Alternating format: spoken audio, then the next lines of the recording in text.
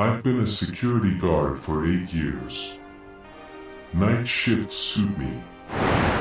Fewer people, fewer conversations, you're your own boss. Some people can't understand how you walk empty buildings all night without losing your mind, but for me it's the opposite. Silence is good. Empty is predictable.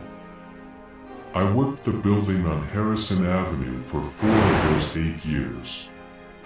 10 floors, roughly 70 tenants, a parking garage in the basement and a coffee shop on the first floor that closes at 8 in the evening and leaves a smell of burnt milk in the corridor until morning. I know that building the way you know your own apartment in the dark. Every squeaking floor plan. Every elevator with its own personality. The third one from the left always opens with a 3-second delay, like it's thinking it over. The 6th floor emptied out in March. The company that had been there ran layoffs and moved out. Not gradually. All at once, over one weekend. On Friday there were about 40 people working up there. On Monday I came in for my shift, went up to check, and it was just empty.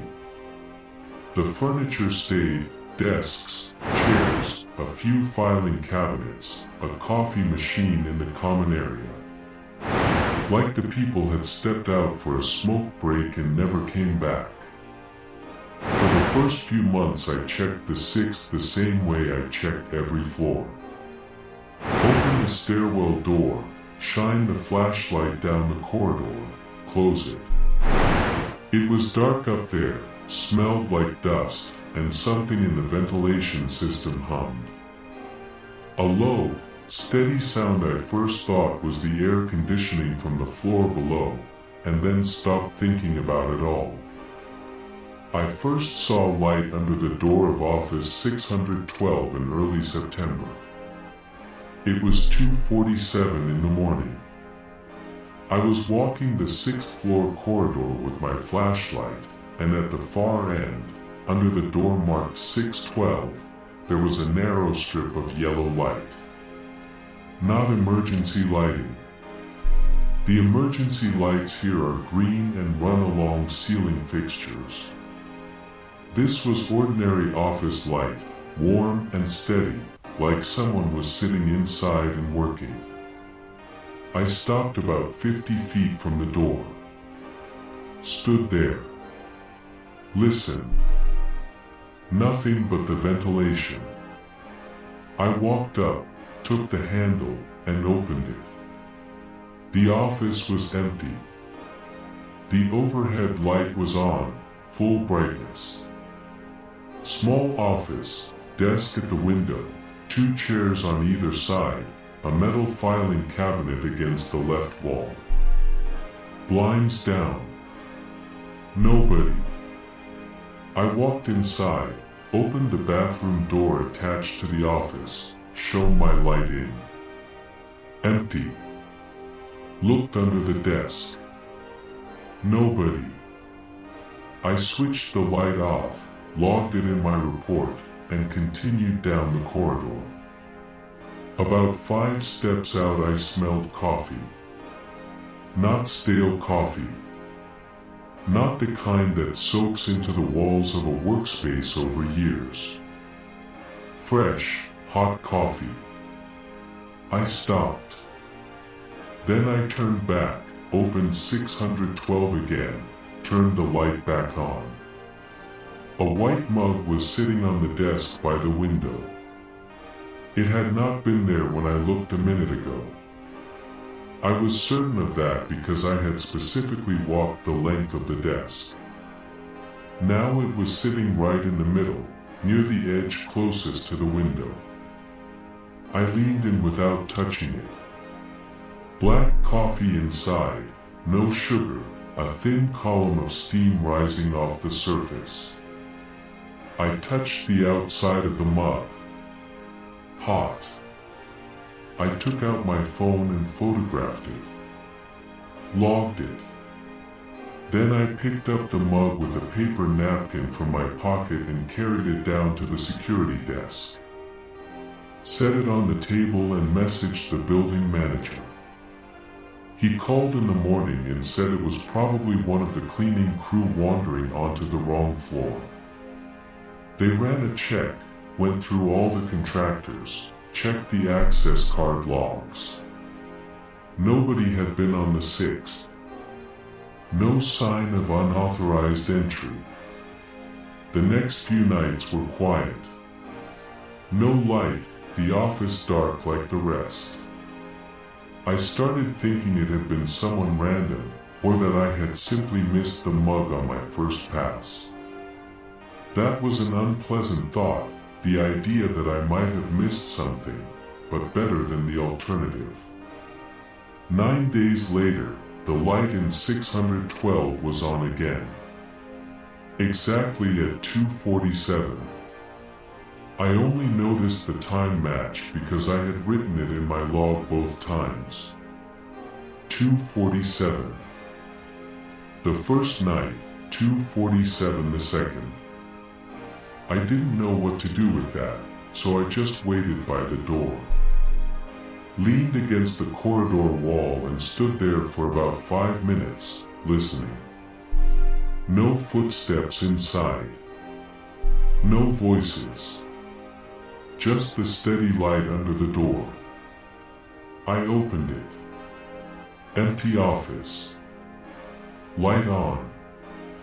Mug on the desk, same spot by the window. I took it downstairs. Put it in the sink at the security desk, filled it with water, left it until morning. In the morning I stopped by 612 on my way out. The mug was on the desk. I stood in the doorway for a few seconds. Then I thought maybe I'd mixed it up, maybe I'd set it here instead of the sink. I picked it up. Checked the logo. Same insurance company, same lettering.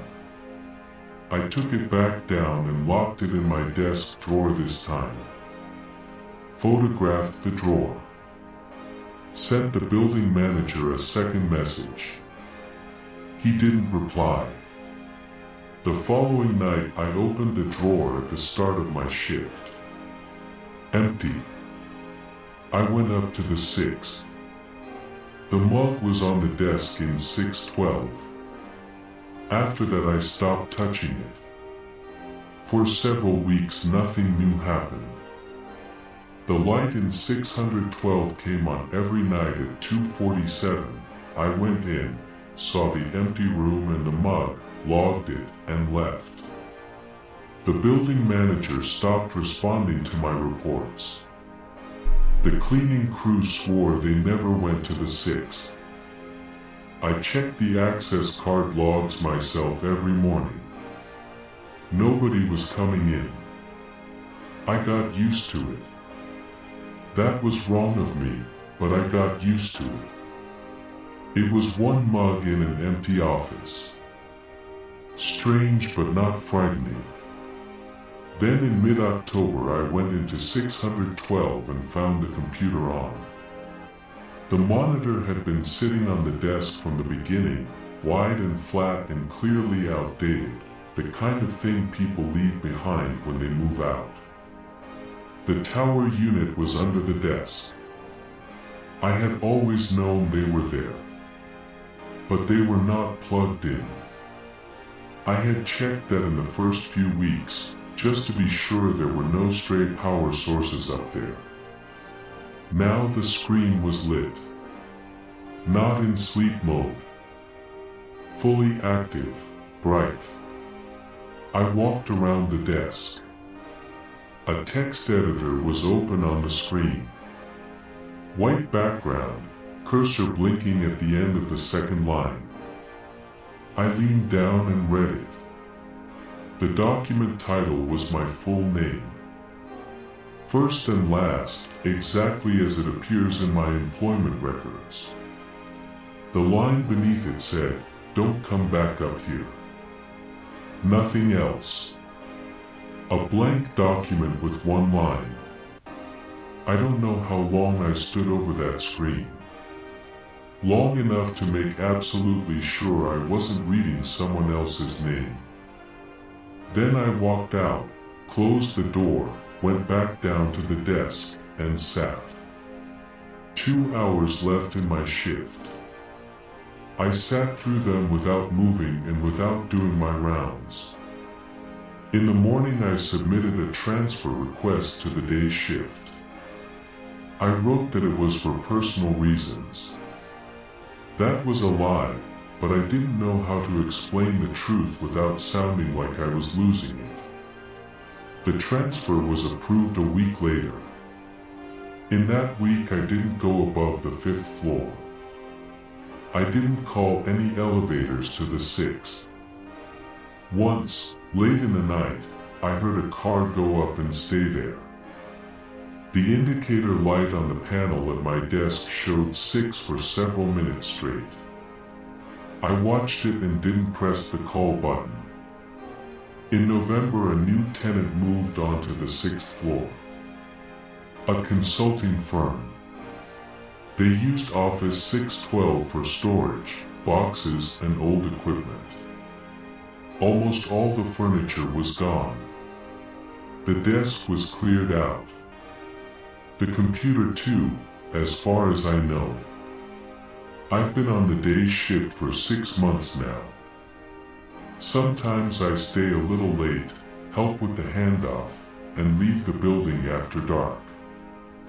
I pass the elevator panel on the way out. I look at the indicator. Sometimes it shows the 6th floor. I don't go check. I also recorded this story as a narration if you'd prefer to listen. Link in my profile.